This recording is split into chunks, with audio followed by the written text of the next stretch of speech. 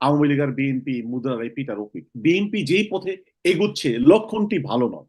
বিপ্লবীদেরকে আপনি মারা হচ্ছে, 24 ঘন্টার বেশি অতিবাহিত হয়ে গিয়েছে, মামলা করা হয়েছে, আপনি কাউকে অ্যারেস্ট করেন নাই। সুতরাং এই বাংলাদেশটি তো নাসিরউদ্দিন পাটোয়ারিদের স্বপ্নের বাংলাদেশ হলো না, রক্তের বিনিময়ে গড়া বাংলাদেশটি হলো না। উনি যে মাদ্রাসা ছাত্রদেরকে মানে ডিসরেসপেক্ট করে কথাটি বলেছেন, তারা রাজনীতির পরিবেশটাকে নষ্ট করে ফেলছে পাঞ্জাবি পরে। এটি অত্যন্ত দুঃখজনক। আমি অত্যন্ত শিক্ষিত ভদ্রলোক, মঞ্জু ভাই সম্মানিত মানুষ, উনি এই কথাটি না বললেই পারতেন। আপনি কতক্ষণ কাউকে গালিগালাজ করবেন, এবং মানুষেরও কতক্ষণ পর্যন্ত সেই ধৈর্য শক্তি থাকে এটাকে নেবার মতো? একটা পর্যায়ে এসে তো প্রতিরোধ বা ঘাত করবারও একটা জায়গায় চলে আসে। আমাদের দেশের কালচার আর আমেরিকার কালচার তো এক না, এটাও মাথায় রাখতে হবে।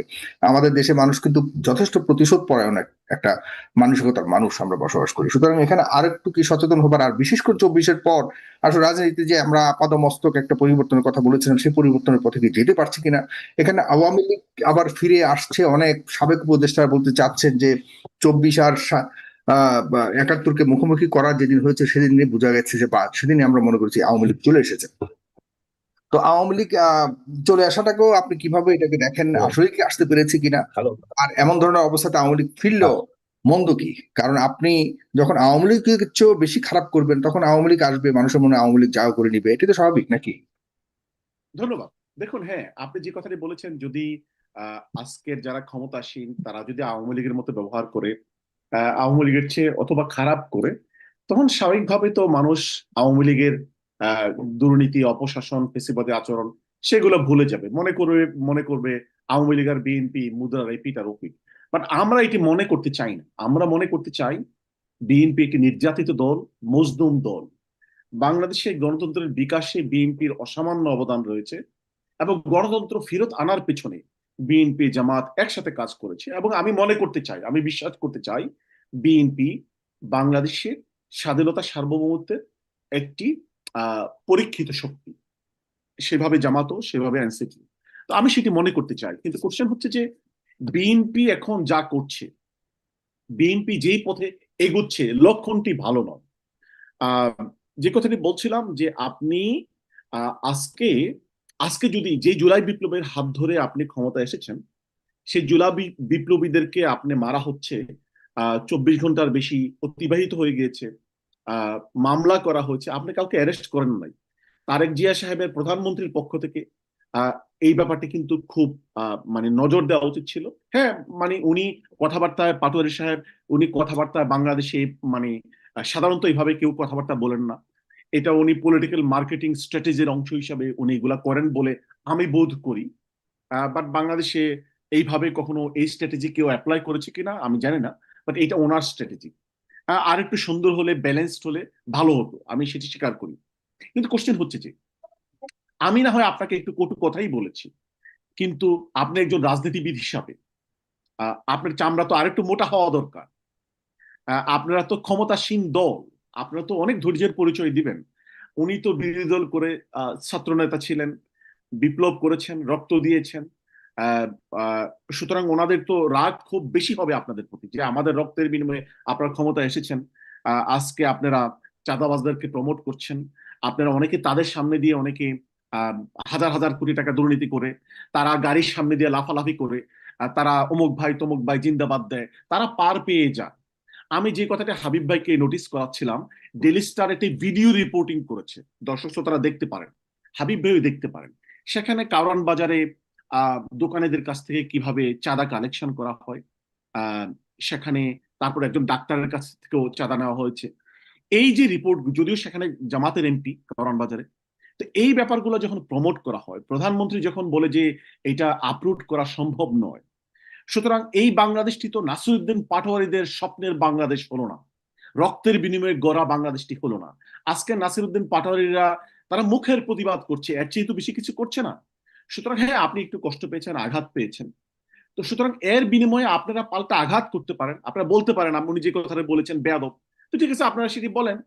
আহ, আহ, মানে বলতে পারেন ইস্তে পাকা এটা সেটা, অনেক অনেক কিছু তো তারা বলছেন। ঠিক আছে, আপনারা সেগুলো বলেন। তাদেরকে রাজনৈতিকভাবে জনগণের কাছে প্রশ্নবিদ্ধ করেন, জনগণের কাছে যান।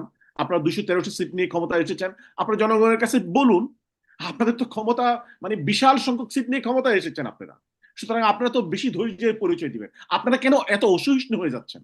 আপনারা কেন আওয়ামী লীগের পদাঙ্ক অনুসরণ করছেন? এটি হুম। হচ্ছে বিএনপির প্রতি আমার কথাবার্তা।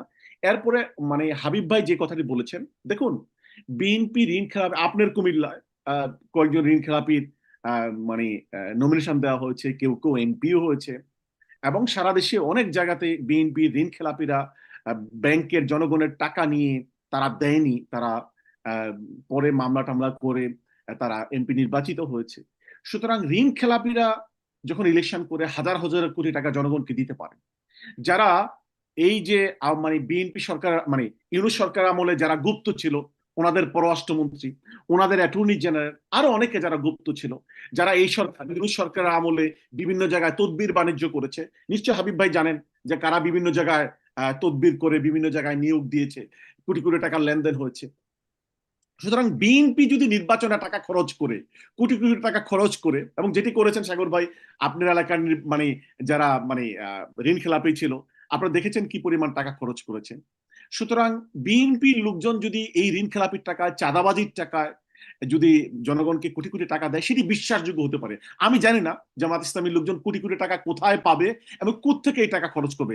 তাদের না আছে ঋণ খেলাপির টাকা, না আছে চাঁদাবাজির টাকা। সুতরাং হাবিব ভাইয়ের এই কথাটি আমার মনে হয় বাংলাদেশের জনগণ গ্রহণ করবে না। এটি হচ্ছে হাবিব ভাইয়ের কথার জবাব।